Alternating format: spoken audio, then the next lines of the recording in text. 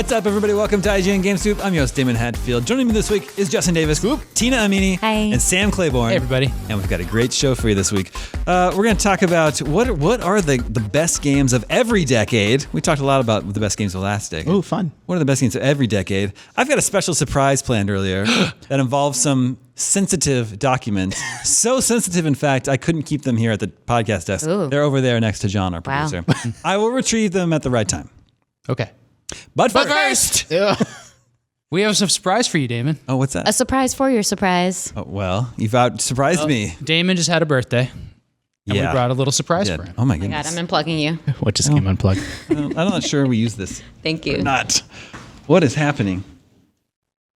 All right, a box has been. Voila. The donut But box. wait, no, you can't open it. Show it to him. No, So, you has to I open know it. that I think there's still an apple fritter in here.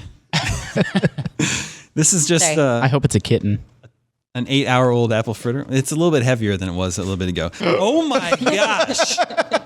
Inside this But box first, is the biggest donut I've ever seen in my life. and the smallest skeleton is here to see it. For size, Look, scale. your wife said you could have one donut for your birthday.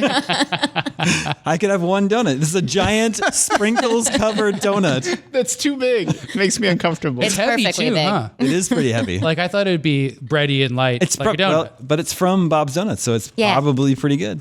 So this is kind of their special. They do these like large size donuts, and Okay. on Instagram you will see people put them up to their faces and be Yeah. like, "Look at my eye." like look you're into going this to do hole." right now. Exactly. Yeah. Well, I'm not going to pick it up right this second. We brought you napkins. Okay. We did. That's. Thank you. They'll be right here. Okay. That's That's great. the surprise for the end of the show. Yeah, that was it. This is the the one. sensitive document. Did you get us donuts? You're going to have to wait and see. Okay. First, we got to get through the video game news. Okay. All right. We don't have a choice. Here we go. We begin. If there were a brand name in video games that is powerful enough to draw people in droves to come stay at a hotel merely because this brand name was slapped on the hotel, would Atari be the brand name today Data in the East. year 2020 that you think could do that? I know. If PlayStation hotels were happening, I could see people going. Nintendo Like hotels? There's a Rockstar Nintendo theme park. hotels. Yeah. Rockstar hotels. That would definitely do it. I'd be too scared to say Even that. like a CD Projekt Red hotel at this point. Cyberpunk Hotel. Yeah. That actually sounds pretty cool. Yeah. But it would be I would go half there. Cyberpunk and half Witcher, and that's just weird. It'd just be LED lights everywhere. There is a whole string of Atari themed hotels that are planned. The plan is to combine a hotel with video game experiences. Atari is promising, quote, a unique lodging experience combining the iconic brand with a one-of-a-kind video game themed destination. The first location will open up in Phoenix, Yeah, Big Phoenix. located near Central and Roosevelt. Do you know it? Yeah. It's around the corner from his house. No, I'm from Scottsdale. So that's in Central Phoenix, downtown. I was listening to an NPR interview with the people putting this whole thing together, and there was a quote in here that and I've seen this covered other places, but here's a quote from one of the founders of this, Napoleon Smith III. Whoa. Wow. We're going to have a speakeasy. Arcade speakeasy for guys that are 40 and older to have fun. And then, If you're 39, forget about it. Oh, that's me. That's me. I'm the made for target you. demographic for the Atari Hotel. and for the rest of us, we're going to have an esports venue for the youngs. He doesn't Something say for that. everyone. And then he says that, of course, is to attract the more modern gamer. And even the rooms will be sensitive to their needs. There's no other hotel chain that really caters to the video game enthusiast at the road. So Smith continues, a lot of gamers I've learned, they have to bring their gear with them. So, the place is suited for that. We'll have the highest bandwidth these players need. We'll have the screens they need. And we want to be the mecca where this whole place is designed for them to do their maximum performance and have fun with their other games. Do you think this is like Airbnbs that have PS3s? Oh, gross. Don't touch those. Or Wii's. Yeah. With the That's Wii Fit. usually what it is, right? It's Yeah. usually a Wii. Yeah. But yeah, what do you want to talk about, Damon? Because I have so many topics here. I mean, lay it on us. Okay, Just let so Sam go. If you're gonna have an arcade for olds, Yeah. a classic arcade, is it gonna have new games like the new Pac-Man game and maybe new Stern machines or whatever, or are they gonna try to go retro and have like a cool I'm walking into the Tron movie retro style arcade? And if they're gonna do that, how are they gonna maintain all those games? Yeah. They're gonna need to call Sam. Yeah, they're going to need a good a smooth operator in every state. Operator is the term that is used for people that collect quarters on machines and fix them in places. That's like you put your games on a route if you have multiple places, and then you are an operator. So those are the code words for operating old arcade machines. And I'm wondering, like, are they going to open a bunch of classic arcades? They need a Sammy in every city. And San Francisco is going to have one of these. First is coming to Phoenix. Additional hotels are planned for Vegas, Denver, Chicago, Austin, Seattle, San Francisco, and San Jose. I mean, look, like there's worse ideas than a hotel chain that has like a TV that's really optimized for gaming and has the inputs accessible and yada yada. But man, the speakeasy, the 40 and up male focused arcade speakeasy is like they may need to rethink that part. I love the concept of the Atari shaped building. There's actually kind of an Atari shaped building already in San Francisco. There's like a Hyatt in There's a PS2. I was going to say, like, there's more of a PS4 building. Oh, the stacks sort of of going ones? up the embarcadero. Yeah, exactly. Yeah, those ones are really fun. Yeah, so Yeah, we they got all the that light. here already. Yeah. I like the idea that Atari's just Nintendo in reverse. Like give it another because they did. Well, you should hotels, explain that. I want. Well, love hotels. Yeah, I don't know if that story's apocryphal or true, but that's what is. I choose to believe it's true. I think it's in the David Sheff book. What's the game? Game over. Game Over. Yeah. So before Nintendo was a video game company, they were a toy company, and then before they were a toy company, they did all kinds of weird stuff. taxis. Taxi service, Bowling and alleys. supposedly love hotels, and then obviously started as a Hanafuda, a trading card company. Chinko machines. Yeah. So I hope that this is what Didn't Atari. Gunpei Yokoi invent the the mechanical grabbing hand? The Yeah, that's just a toy version of that Nintendo put out in the box, the blue Yeah. hand that goes out. And there's a game for that's only a downloadable free Wii game that's now locked in that Wii store forever. It's certainly not the most novel idea, just because there are a lot of like arcade experiences that are supposed to be more modern, generational, I guess. Like GameStop rather, always make that mistake, is retrofitting their stores or some of their stores to make it look like more of an experience. So you can come and it's like the Gamers Lounge, and those exist too. There's one in Times Square of all places. A Gamers Lounge? Yeah, and so they just have like modern consoles hooked up to high resolution TVs, and you can come and like join various competitions that are happening there, or just come try out the newest games because they keep a updated library stock. Does it have cats and or owls? No, it's not a cat cafe or an owl cafe. So that's the reserved thing. for Japan. Cats and video games in your... That's the best because then you can just lounge. Yeah. They'll sit on your lap. All right. We can't release this episode because that's too good of an idea. Cat cafes in Tokyo already do that, and they usually have Taiko Drum Master Yeah. to play. Wouldn't cats be scared of that? Yeah, too much sound. I don't think those cats are scared of anything. Who is That's it that video games are my primary hobby, the thing I spend almost all my free time doing, but it's not so core to me as a human being that I am a gamer and I need something that caters to me as a gamer. Everywhere when I I'm go. staying in a hotel. I'm fine to stay in a normal ass hotel and still be a gamer. Yeah.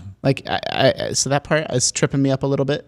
IGN user Sonic429 says, I like this comment. I feel like Atari grossly overestimates how important their brand is in 2020.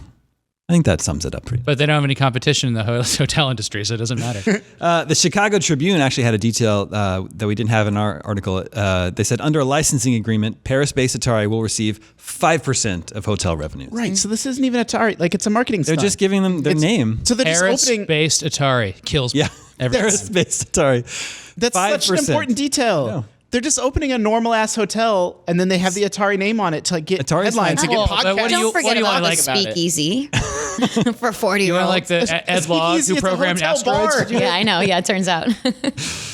It's always going to be licensing, though. I mean, a person has to build the hotel that knows how to build a hotel. Yeah, you're Atari doesn't Yeah. know how to do that. That's true. And there's no Atari, but there is a new Atari console, and even that's just like Which I was going to Nebulous ask, license. which is going to be the bigger failure, the hotel or the new console? definitely the console. console for Yeah. sure. The hotel. The hotel is going to be. Could at least be a genuinely good hotel. Yeah. If the hotel, Exactly. what if the hotel hits that level where it's like that trustworthiness, where it's like, if one of those is in town, then I know I can stay there and it's going to be fine. Like, I that will- would be the goal. I will say that barcades have a pretty good We just got sued. Yeah, bar That's true. arcade. bar arcades. You can say it. You can say it. They just have like great success in a variety of cities that I've been in.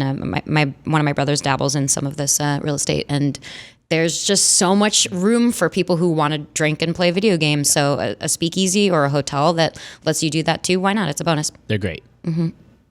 So it's such a great modern invention. For 40-year-olds. Yeah, that's old. Anyway, I can't believe the Atari themed hotel was just a crazy story from this week. We've got lots of great listener mails this week, but real quick, we can do real quick what we've been playing. I've been playing Luigi's Mansion 3 finally, and I'm quite enjoying it. I think it's delightful, and I really wish I would have played it around Halloween because it's got such a fun. And you'll notice we themed out this episode's wardrobe as Luigi's Mansion colors. Exactly. Luigi colors. And we brought back Ricardo's skeleton, sort of a spooky vibe. It's Halloween all over. And we bought candy, giant candy. It's all the big theme this week. Yeah. We really miss Halloween. We're trying to make Halloween in January a thing. Yeah, and February. Just every day. And March. But I've never played a Luigi's Mansion before, so they kind of make some assumptions. So I guess King Boo is the bad guy in all of them. I didn't know that. Because he shows up and he's like, King Boo is back. How do you know the lore of what you're getting into? I don't know third the lore. game. I just know that What's your motivation? Luigi has been lured to another mansion again. I don't know why. But it's a hotel. Learned his lesson. Yeah, it's a hotel. Didn't we learn our lesson from Atari hotels and whatnot? Exactly. I haven't made it to the 40-year-old speakeasy level of Luigi's Mansion. If Nintendo put out a series of Luigi's Mansion themed hotels, would that be cooler than Atari themed hotels? Yeah, I think so. Wouldn't that just be Halloween like a theme? theme park?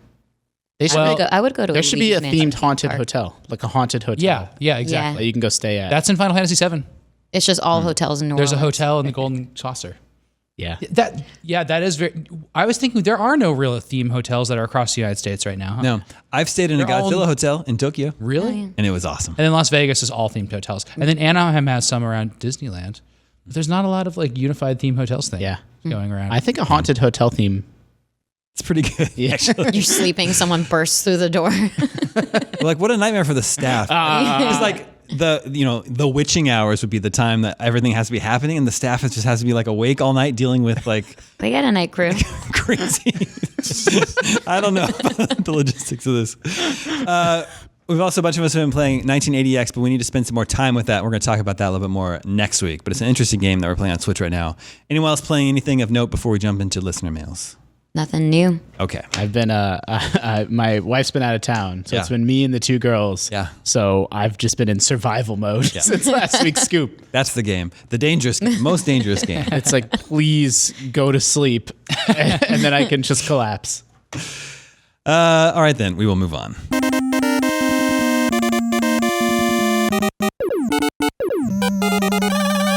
Let's check in with the listeners. Hey, listeners. Listeners, remember you can always reach us at the email address gamescoop@ign.com, just like Richard Hudson in Oak Park, California did. Said, I've heard a lot of discussion over the past couple months about the game of the decade. Games like Minecraft, GTA 5, The Witcher 3, Fortnite, and Breath of the Wild, my personal pick, were mentioned, and with good reason. It got me thinking that I don't recall this conversation being as common at the end of the previous 3 decades.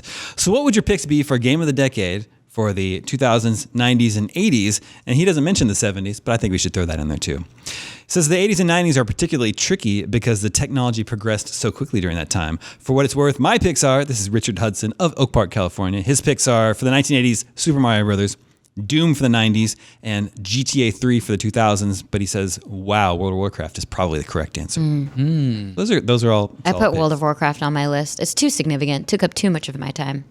Do you want us to try to pick one per decade and not be able to? Yeah, that's what I think we should do. But let's Okay. start with the 70s. Okay. What well, was- it's Well, between... you're neglecting the 1940s Yeah, I when am the neglecting. first video game ever was made. I am neglecting. What is it, that. Tina? It is, what's the name?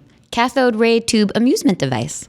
So your choice for that decade has to be that. Yeah, okay. You don't have That- another choice. You don't have That another one, choice. at least that much we can agree on. You know what's cool? It's basically like our 20 questions from a couple weeks ago or last week. Missile Well, now I have to pick a different one from this week, so thanks for that. Is this game from before 1950? At least that really narrows it down. We can finally win something in one question. Yeah. That's a really good point. Cathode ray tube amusement device. The 60s could be Tennis for Two or Space War, I guess. And in the 70s, you have Pong, Space Invaders, or Galaxian, I would say. Not Galaxian. It's not. There's literally no way Galaxian is game of the decade. I'm just saying that's not even in the running. But it had full color. That's true. That's true. That's mind-blowing. It was pretty smoothly scrolling. Yeah. Pong came in early in the decade, and Space Invaders is right at the end. So. Yeah. I don't think Space Invaders tops Pong. I think Pong is the perfect two-player game. It's still fun. It's here. People play it all the time. That's true. We love it. I give it to Space Invaders. Wow, over Pong. Wow. You like the soundtrack? It made like $1 billion. Like, Yeah.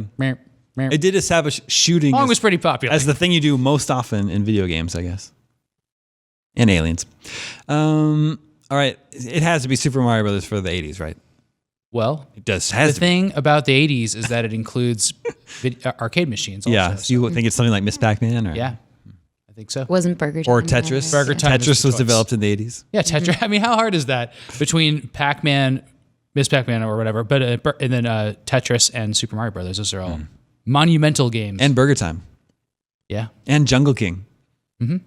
Personal fave, Duck Hunt. Duck Hunt was the 80s, right? Yeah. The thing about Super Mario Brothers is its influence is still being felt, right? Yeah. Like the platformer is a genre that is enduringly popular for as long as video games have been around. Like, not to knock Ms. Pac-Man, which is one of the greatest games ever made, but maze games are not something that's being made That's and true. enjoyed in 2020. There's no Pac-Man theme park opening up this year. Yeah. Yeah. I also had on my short list. I really like Zork 1, which is great. And then It's a little too niche, I think. no, it's great. It's an amazing I'm not game. saying it's not great. And then for like games of the decade though, I don't think DuckTales would quite make that, right? Yeah. I think the best arcade game of all time is Star Wars though. That game's amazing. The game is great. Yeah. I would say maybe Final Fantasy, Dragon Quest could be in the mix. Yeah. Final Fantasy 1 is 90. So we can get to that. I guess it is in the English in Yeah. Oh yeah, it would have come out please. way before that. Yeah. like 3 That's years. the problem. Mario 3 came out in 1990. Yeah. Look at that spread is Mario 3 to whatever Majora's Mask in the 90s. Or that's what you have Or to choose between. Conquer, or maybe Conquer is 2001. I don't know. Yeah. That's a pretty big spread. All right. What's the game of the 90s? So I would accept maybe Pokemon.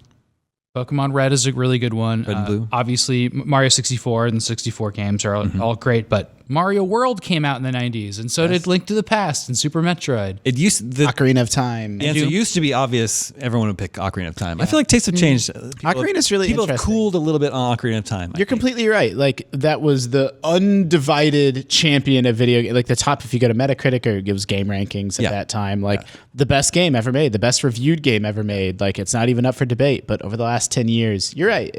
Or 3, because I think Breath of the Wild changed people's minds. Yeah. Well, and the 3D in Ocarina feels rougher than it used to back then. It's gotten a little harder to revisit. Yeah.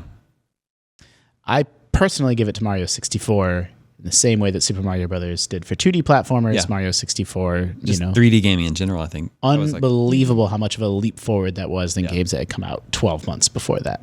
I imagine Mario Kart 64 for a lot of people. Yeah. Personal fave is yeah, I was GoldenEye. wondering about Local Mario multiplayer. Kart. Also. Yeah. Did you say Smash Brothers. GoldenEye?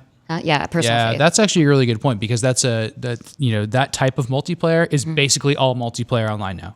You have MMOs and you have other stuff, but GoldenEye was like the first person shooter multiplayer. Like that is so influential. Yeah, Richard may be right with Doom as well. It certainly has to be on the short list. It's an amazing game. It's still crazy playable in 2020, and That's true. what it did for online multiplayer and what it did for games, was discussed in U.S. Congress. So take the good with the bad on that. Sure. Yeah, so is Mortal Kombat. Yeah, I was gonna say Mortal Kombat. Well, kicked Street off Fighter in the 2. 90s. I also wanted to mention not that Street Fighter 2. Yeah. Such an incredible phenomenon. Although when Mortal Kombat came out, all the Street Fighter 2 machines were converted to Mortal Right. Kombats. Yeah, there's as, none as left. we know. It is known. For the 2000s, I like Richard's pick of GTA 3, but also like WoW was such a. I didn't play WoW, but I know that people who did spent years of their life playing it. So. Halo 1 and 2. That's what I was Also going to say. Halo. Halo 2 for Also Halo. Yeah. Xbox I guess Live. 1, 2, and 3 were all from the 2000s. That's true. BioShock initially came out in the 2000s. What else do I have here? Dead Space, personal fave.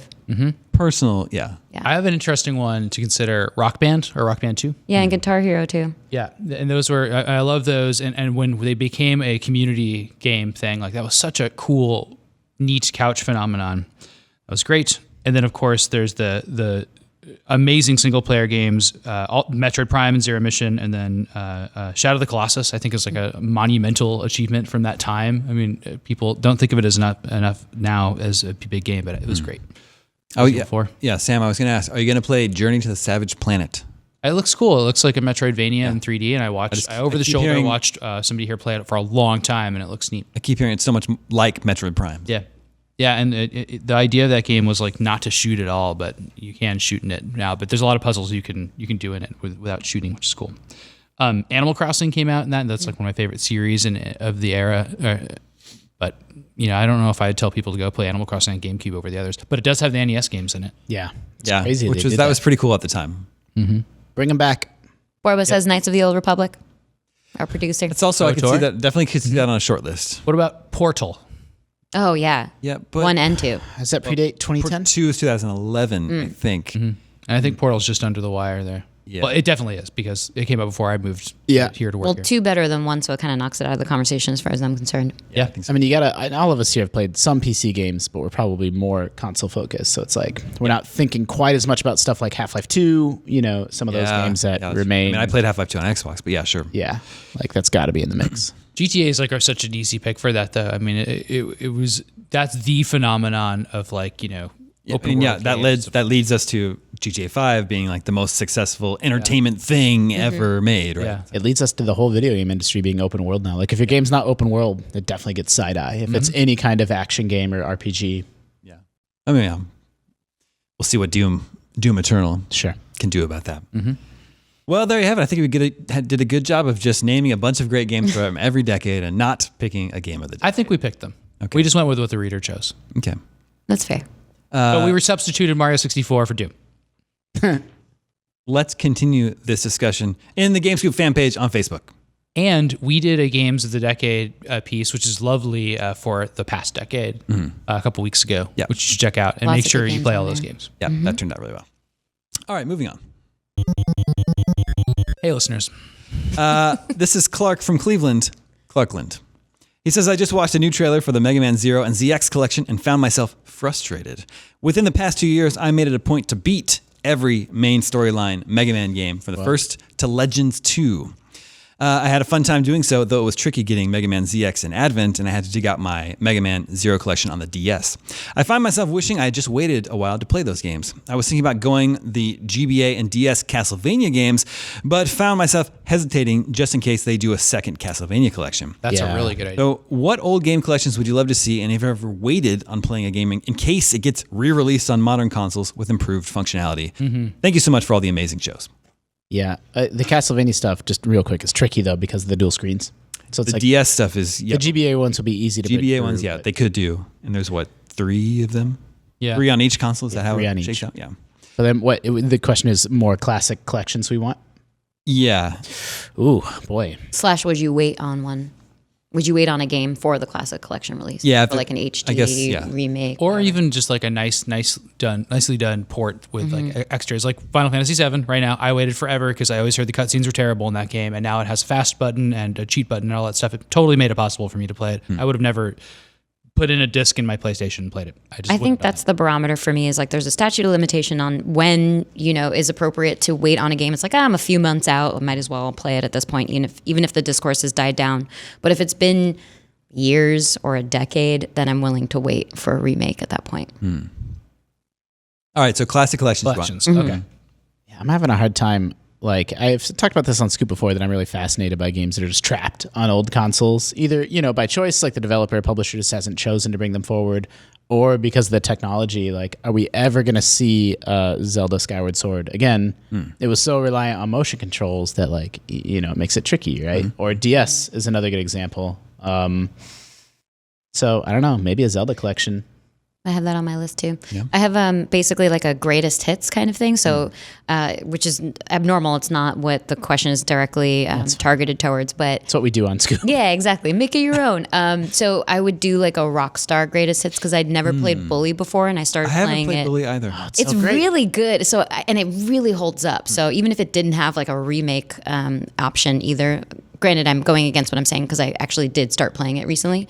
But I would love that, like for a couple lost games. What would be in the collection? I've mentioned a racing game that they did where it's like Night Run. Midnight Club. no, Midnight not Club. I do. So I the have other played one that we Midnight were Club. talking about, yeah. There's another one that they made like years and years ago, and a lot of people are not familiar with it. I forget what it is, but it's like a capture the flag kind of racing game.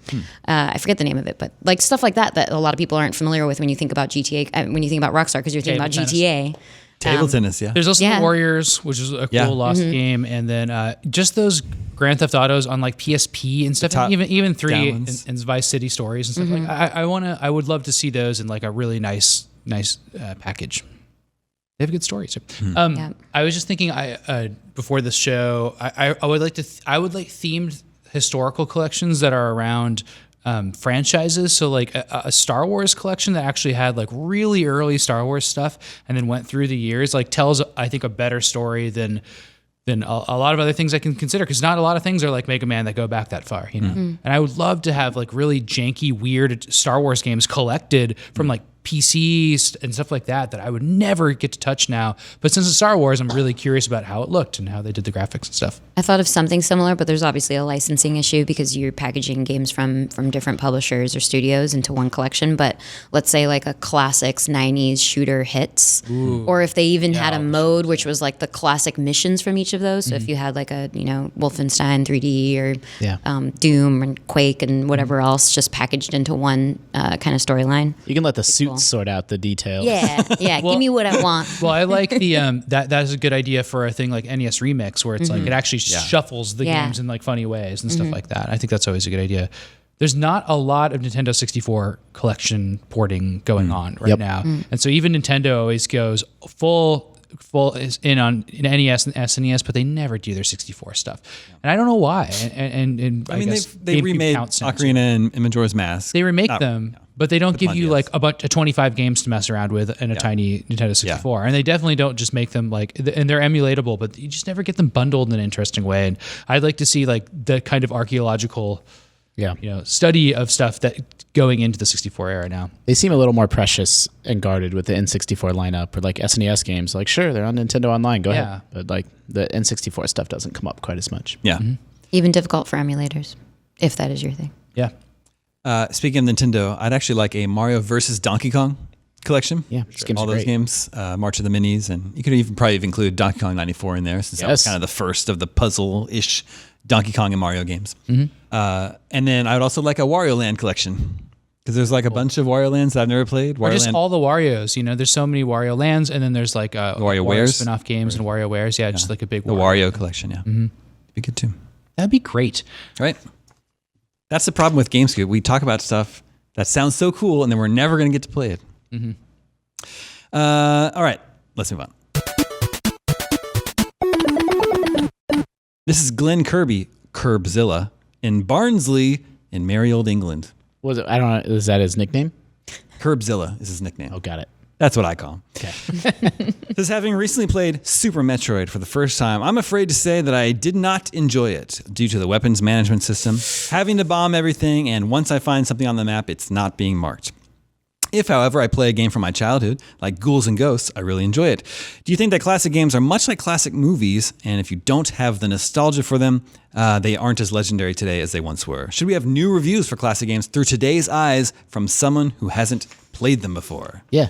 Absolutely. That's another topic I've talked a lot about on Scoop, where like two games can totally be like equal, but if there's one that you played and experienced from your youth, you can go back to it. This game's great. This game's amazing. But if there's one you don't have those memories of, you try to play it, they often feel stiff and hard to play and hard to enjoy. Yeah. What does he have against old movies? That was my point. I don't think it's the same at all. Like, it is like I didn't see Alien growing up. I didn't see it till I was an adult. That movie is not. Nothing happens in that movie for 20 minutes. But it's awesome. It's got just the cool ship style. landing. But it's got such a cool style and like, so mysterious. Yeah, it's awesome. I can't imagine that movie not holding. Like, think of you don't need to have nostalgia for The Godfather to recognize that it's a masterpiece of cinema. It's art. Yeah.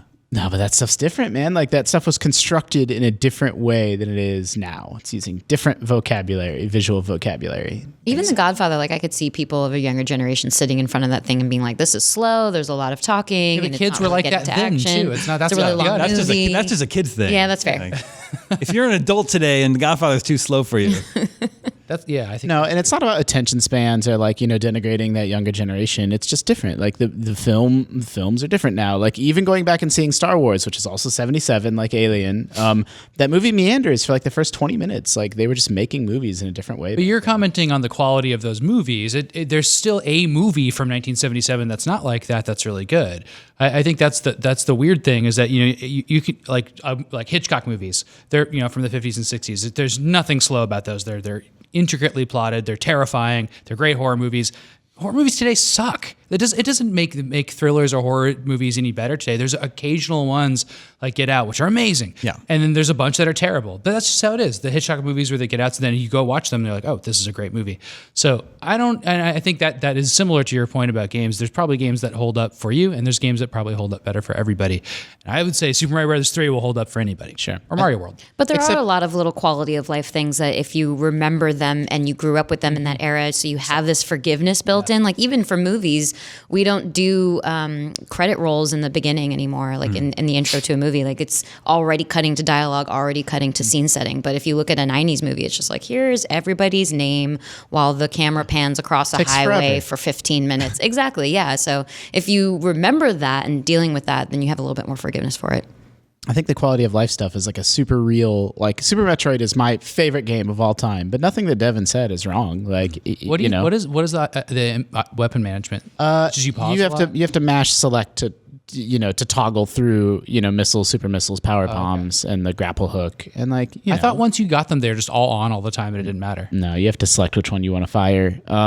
So like that's, like it's my favorite game, but he's not wrong on that point. And like, I personally wouldn't want to see that game marking every single thing I ever saw on a map. But like, I can understand that revisiting a 25-year-old game in the context of 2020 is like, ugh, like. He had a question about whether we should review those in the modern context. I do like the idea of reviewing classic games with fresh eyes who didn't play them at the time. So they do kids reviews as a version of that, right? Okay. Like kids review, like a child today that has an iPhone holds a Game Boy for the first time, and then there's these silly videos on YouTube. Yeah. Like that's to me, you can't actually have an adult do that. It has to be someone that didn't live through the era. Sure.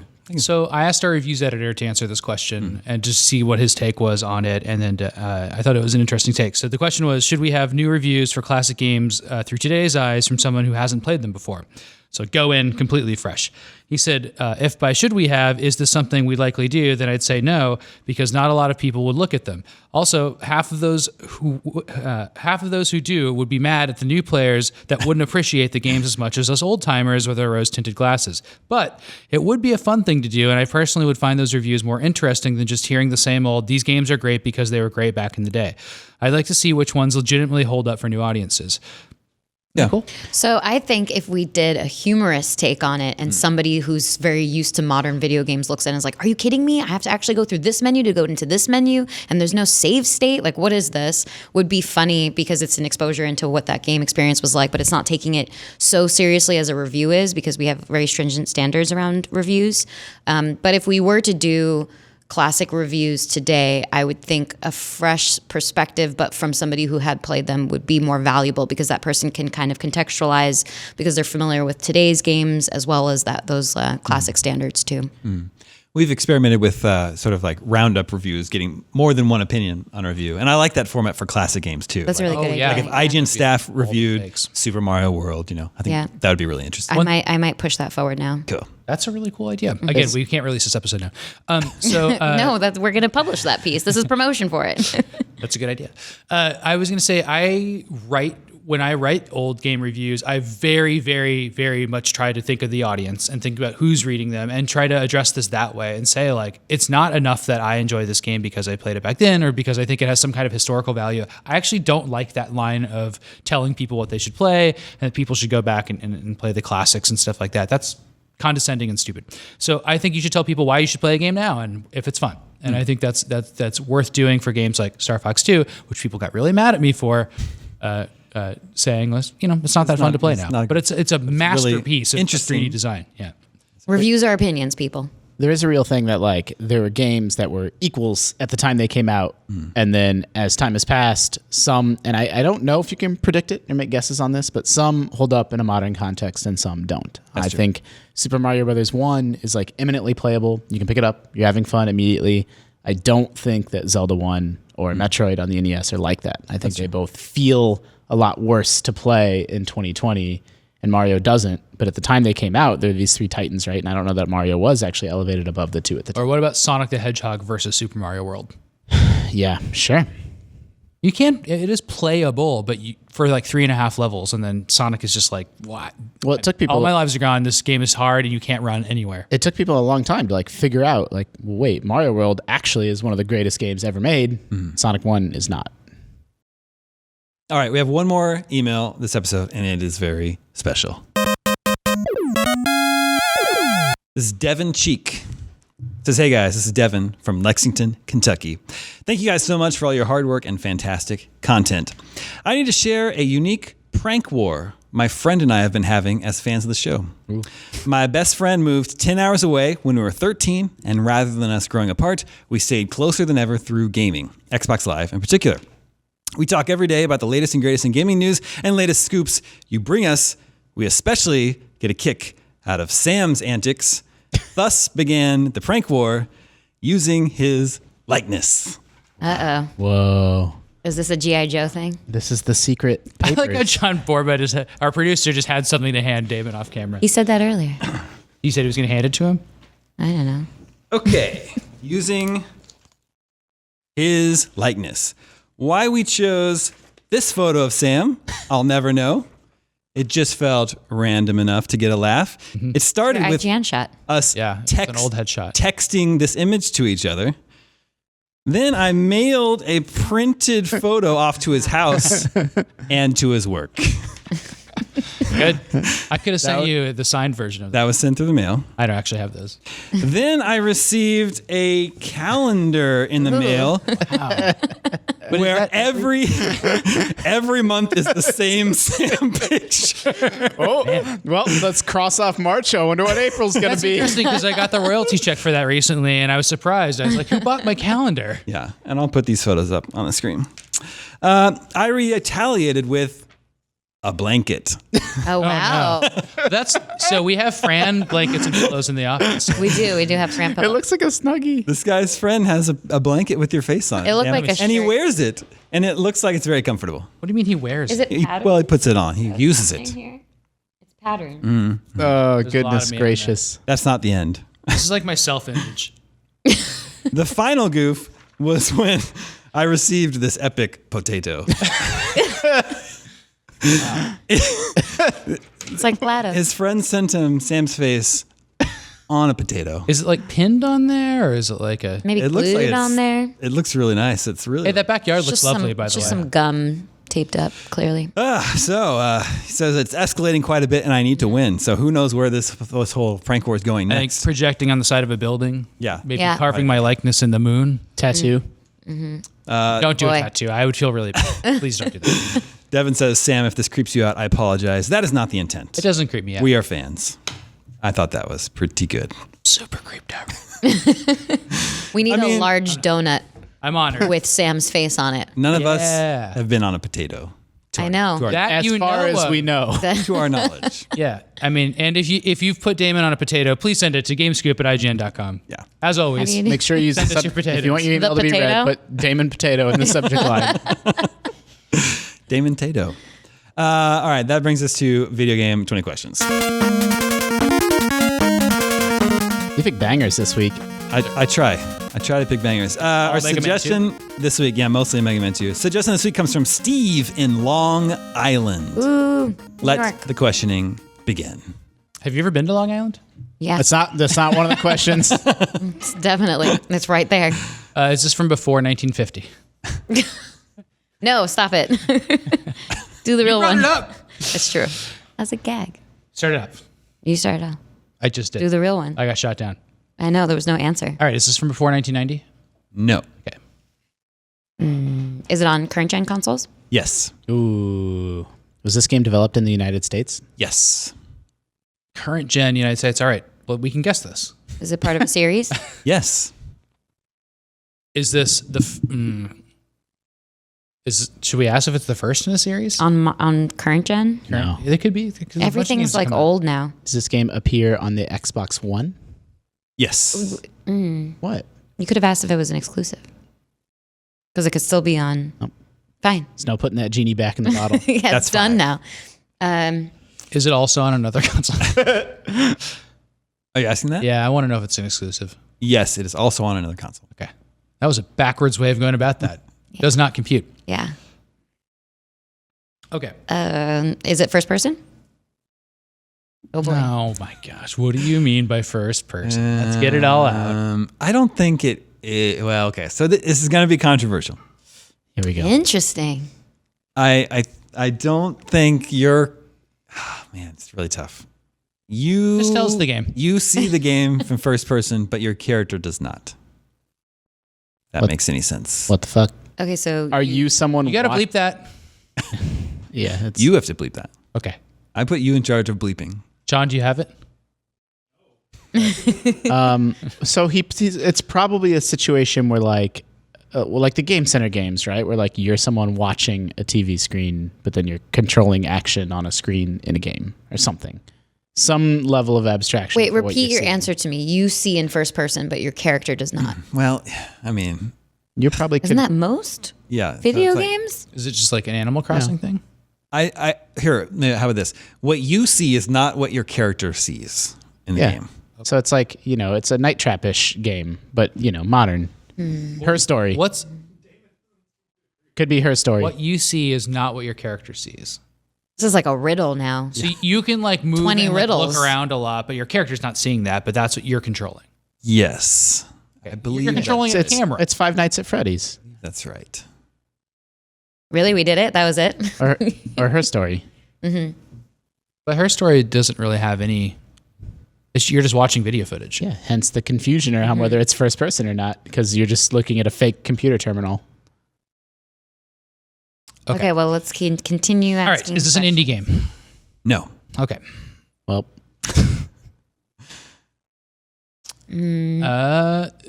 But it's part of a series. So yeah, like, and also it's on an Xbox One, so it's not her story nor Five Nights at Freddy's. could it be Senua's Sacrifice, whatever that game's called? Hellblade? Hellblade. Why? No, that's just traditional. Yeah, but your character's seeing crazy stuff. Yeah, I don't think that's what he meant. All right. Because you see the crazy stuff too. Yeah, but are you seeing what the character sees? Who knows? Are you seeing something through We're never gonna get through this. a camera, through like a Through some kind of digital lens? yeah. In like a camera that would be in the game? Yeah. No. Okay, well, Does this game have fantastical elements in it, or is it realistic? It's realistic. That's 10. So it can't be some kind of like time jumpy thing where you're looking through memories or something. Yeah. Man, this is throwing me for a loop. Did this come to Switch? Yes. That helps. Just got to think of those 100 Switch games we've been looking at. Let's see. Was Does this this have realistic graphics? Switch? I just mean by that they're not anime Yeah. or cartoony or super deformed or Realistic? I don't know, man. or pixel. That's a tough art or question. whatever. Parts of the game are presented realistically, and other parts have kind of a cartoonish vibe. What the So heck? multiple art styles. Yeah. could be Valhalla, the cyberpunk bartender game. Yeah, I don't know anything about that one. Neither. So there might be like cutscenes that are like really hyper real, and then it gets all cute when you're playing it. And do you think it'd be like Into the Breach or something like that? Was it well received? Yes.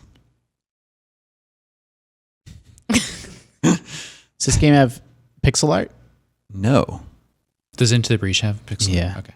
And it will also, it's not an indie game. And not a series. Yeah, that's true. We know it's made in the US. I usually regret asking about developer, but we maybe should have narrowed down. Made in the U.S. It can't be UB. I mean, they do have a studio in San Francisco. Does this developer have E3 presentations Presentation or like publisher? I mean, sorry. like a conference? Yeah. No. That is 15. So Wait a second. It's not EA or But it's not a indie, nor is it one of the big AAAs. yeah. Oh, it's one of the AAAs, but they don't have a press conference. Well, yeah, but not one of not one of the giant ones. So more like a Double Fine. I guess they it's count WB or 2K. Yeah. Yeah, those are. I bet it's one of those really obvious series for Double Fine, or yeah, maybe I don't know. What does 2K have? You said no fantastical elements, right? Yeah. It's not BioShock, which is also just traditionally first person. Yeah. And WB stuff is all Batman and Lego and everything now. Is it helpful to know if it's licensed? Yeah. It came to Switch. feel like that was a really good hint, but I just can't think. Place what it would be. Yeah, it's such like a weird sounding game, but it might just be like a really standard thing that we're not thinking of. Is it helpful to know if it was released as like a big $60 game? Yeah, full price. Was this originally released as a full price $60 game? Yes. It didn't help. Yeah. Okay. But it's not a shooter, right? Did we already ask that? No, we didn't ask that. We asked first person. If this has a bunch of games, it's a big publisher. It's out in America. I mean, it's like it's got to be like a Borderlands or like a No, big but that's thing like also that. traditional. I mean, I guess we can narrow it down by saying, like, is it a shooter or is it more of like a point and click or is it more like a puzzle? It was a $60 game made in the US that was on, maybe not on PS4, but probably on every Do console. you want to ask the shoot stuff question then? Yeah, but I don't know which one. Like, I don't know if I think it's more of a shooter or more of a puzzle. Puzzle would yeah. throw all of this into the... And I would think more point and click because I guess then you're looking in the And first then there would be person. like video graphics in the background and stuff for like certain puzzle games. Yeah. And that would be the perspective thing. Mm-hmm. None of those were like $60. But he mentioned characters. I mean, it could be the new Tetris. It's not $60. No? Is it a puzzle game? No. It is not a puzzle game.